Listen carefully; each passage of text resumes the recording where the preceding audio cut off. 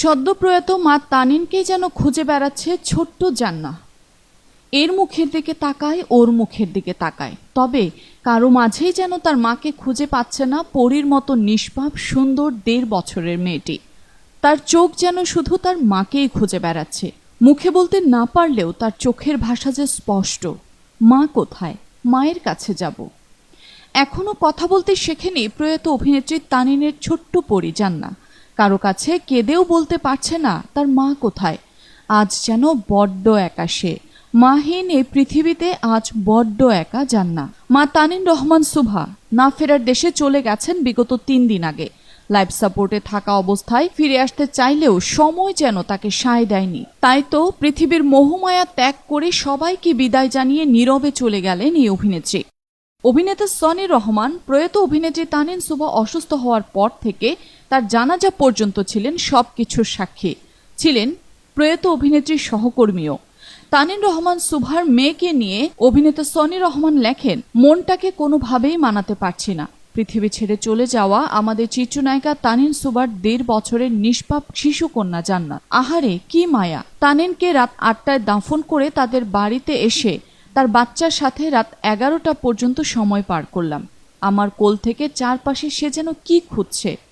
কথা বলতে পারে না, হয়তো তার মাকেই মিস করছে। প্রতিটি মুহূর্তে আমার চোখের পানি ধরে রাখতে অনেক কষ্ট হয়েছে। কখনো আমার কাঁধে মাথা, কখনো আমার গালের সাথে গাল মিলিয়ে খিলখিল করে চারপাশে তাকাচ্ছে। খুব কষ্ট হয়েছে বাচ্চাটাকে রেখে আসতে।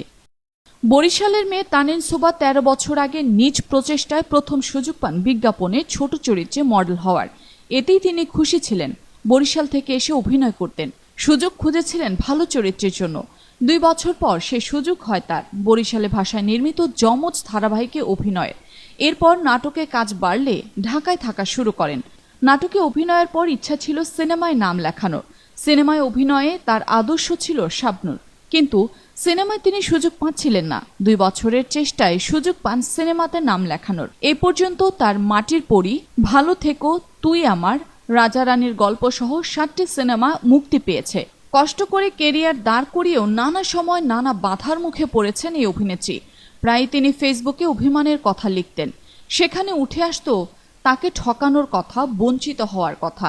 কেউ কাজ থেকে বাদ দিয়েছে, কেউ পারিশ্রমিক ঠিকমতো দিচ্ছে না, এছাড়াও ব্যক্তিগত নানান প্রসঙ্গ। গত মাসে তানিন সুভা তার ফেসবুকে লিখেছিলেন, আমি আজকাল বুঝি চুপচাপ চলে আসাটা এক ধরনের আত্মরক্ষা। সবসময় যুদ্ধ করে টিকে থাকতে হয় না, অনেক সময় নিজেকে সরিয়ে নেওয়াটা সবচেয়ে সাহসী সিদ্ধান্ত হয়ে দাঁড়ায়। কারণ গুরুত্ব চাওয়ার মধ্যে কোনো ভুল নেই। ভুল হলো নিজেকে এমন জায়গায় ধরে রাখা যেখানে তোমাকে গুরুত্ব দেওয়া হয় না। শুধু তাই নয়, তার ফেসবুকে স্ট্যাটাস পড়ে আরও জানা যায় মা ২ মেয়ে সহ পরিবারের অন্যদের নিয়েই থাকতেন। সবশেষ জুনের প্রথম দিকে হাসি মুখে একটি ছবি পোস্ট করেছিলেন তানিন সুভা। সময়টা এমন যে শুধু উড়তে জানলেই হয় না, মর্যাদার জন্য পাখিগুলোকে সুন্দর পালকধারী অথবা কথা বলতে জানতে হয়। তানিন একসময় বুঝতে পারেন সিনেমায় কেরিয়ারে উত্থান পতন রয়েছে, অভিনয়ে টিকে থাকা কঠিন। কেরিয়ার আজ আছে তো কাল নেই। ততদিনে নানান অভিজ্ঞতার মুখোমুখি হয়ে গেছেন তিনি। ঢাকায় এসে অভিনয়ের পাশাপাশি ব্যবসা শুরু করেছিলেন এই অভিনেত্রী। এর মধ্যে হঠাৎ অসুস্থ হয়ে পড়েন এই চিত্রনায়িকা। এরপর আফতাবনগরে বাসার কাছে একটি ক্লিনিকে প্রাথমিক চিকিৎসা নেওয়া হয়। পরে সন্ধ্যায় আবারও অসুস্থতা বোধ করলে তাৎক্ষণিক বনশ্রীর একটি হাসপাতালে নিবিড় পরিচর্যা কেন্দ্রে রাখা হয়।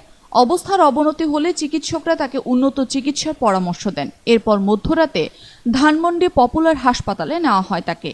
সেই সময় তার ঘনিষ্ঠ সূত্রে জানা যায় সুভার শারীরিক অবস্থা সংকটাপন্ন। হঠাৎ তানিনের বুকে ব্যথা শুরু হয়, সঙ্গে ঘামছিলেন তিনি।